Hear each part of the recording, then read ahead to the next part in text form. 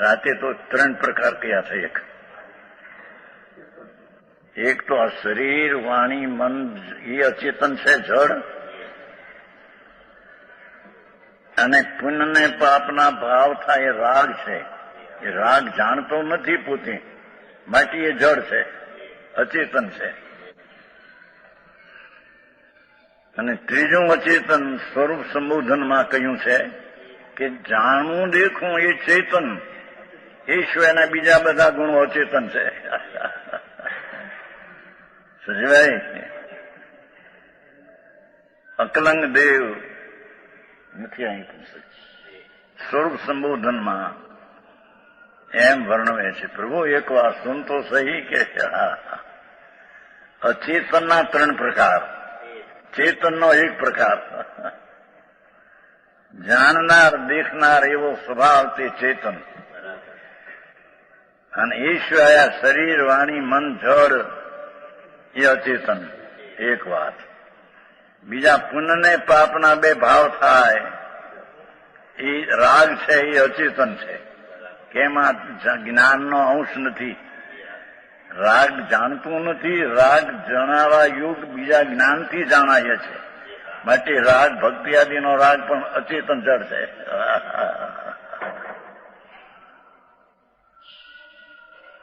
ત્રીજું, જાણન દેખન સ્વભાવ ભગવાન આત્માનો ચૈતન ઉપયોગ, તે ચૈતન છે. એ સિવાય શ્રદ્ધા, ચારિત્ર, આનંદ એ બધા જ્ઞાન સ્વરૂપ નથી. માટે તેને અચેતન કહ્યા.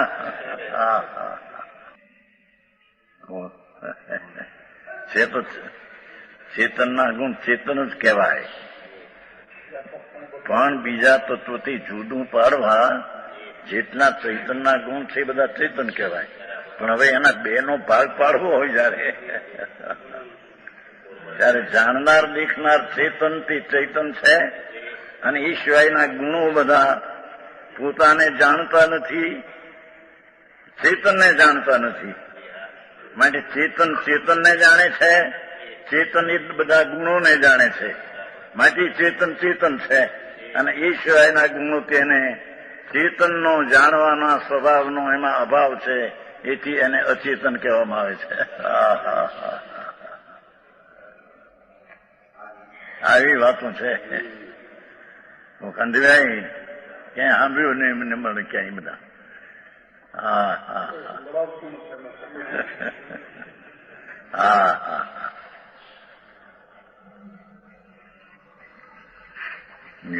અચેતન નો તો કઈ ઓલા પરમાણુ છે એમ નહીં. પુણ્ય પાપના ભાવે અચેતન કયાથી એ કઈ પરમાણુ નથી. દયા, દાન, ભક્તિના ભાવને અચેતન કયા, અજીવ કયા, જડ કયા, એ કઈ પરમાણુ નથી. પણ એમાં જ્ઞાનના જાણવાનો સ્વભાવ નથી. માટે તેને અચેતન કયા.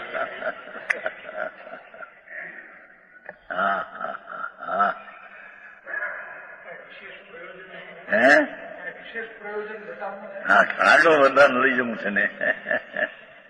જાણનારો છે ત્યાં લઈ જા. રાગ આદિ જાણનાર નથી, ચીજ તારી નથી.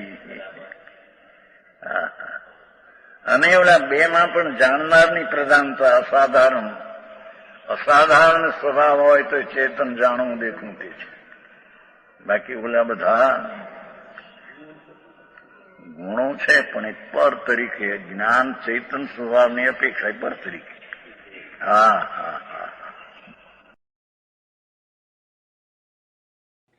તથાપિ કહાનવાણીના અંકાયે મૂલ્યના કદી. તથાપિ માતવાણીના અંકાયે મૂલ્યના કદી.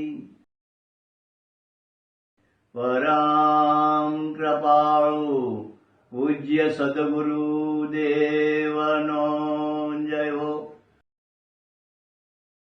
પ્રસામૂર્તિ પૂજ્ય ભગવતી માતનો જય હો.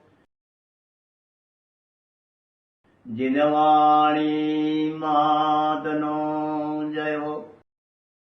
પરમિત્રાગ દિગંબર જૈન ધર્મનો જય હો.